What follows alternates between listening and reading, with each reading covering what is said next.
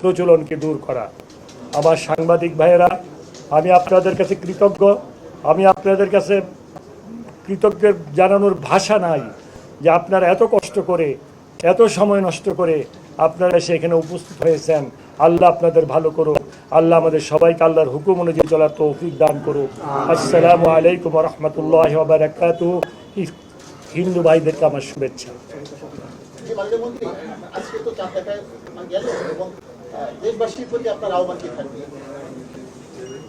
দেশবাসীর প্রতি আহ্বান থাকবে একটাই, হুকুম অনুযায়ী যদি আমরা চলি দেশে শান্তি আসবে। আল্লাহর হুকুমের বাইরে চললে দেশে কখনো শান্তি আসবে না। আমার একটি প্রশ্ন হচ্ছে, আমাদের দেশে কিছু কালোবাজার রয়েছে যে এই রমজান মাস উপলক্ষে মুসলিম দেশে জিনিসপত্রের দাম অর্ধেক কমিয়ে দেয়, কিন্তু আমাদের এখানে তার উল্টা বিভিন্ন খেজুর, তেল, চাল ইত্যাদি ইত্যাদি দাম বাড়িয়ে দেয়। তো আপনি এই দামগুলো থাকার জন্য কিছু করবেন?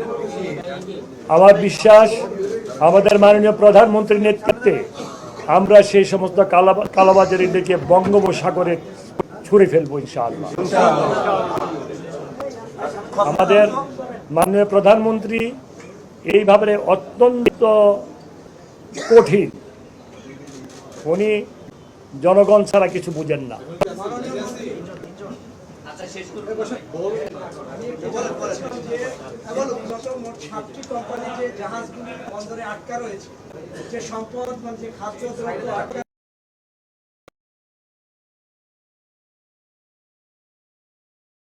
এই বিষয়টা আমার জানা নেই এবং এই বিষয়টা আমার বিষয় নয়, যে এটা অন্য মন্ত্রণালয়ের দায়িত্ব এবং কর্তব্য। আমার মনে হয় আপনারা যদি দয়া করে কালকে ওই মন্ত্রণালয়ের মন্ত্রীকে জিজ্ঞাসা করেন, উনি ওনার সদুত্তর দিতে পারবেন।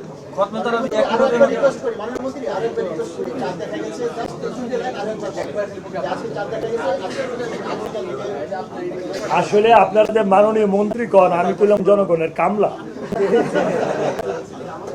মাননীয় মন্ত্রী কইলে খারাপ লাগে, কারণ জনগণ ভোট দিয়ে বানাইছে কাম করণের লেগিয়া। আর মাননীয় প্রধানমন্ত্রী আমাকে নিয়োগ দিয়েছে জনগণের কামলা হিসাবে তাদের কাজ করার জন্য। মাননীয় মন্ত্রী কইলে একটু খারাপ লাগে, কাইকোবাদ বললেই হয়।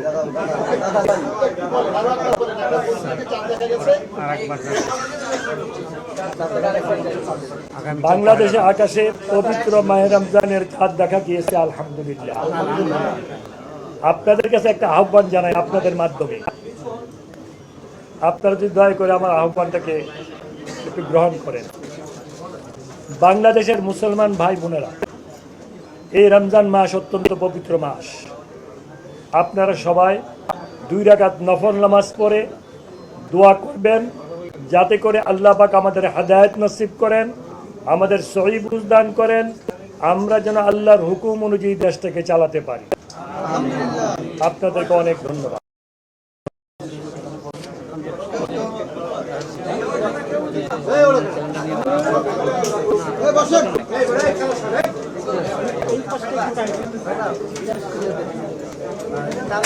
এই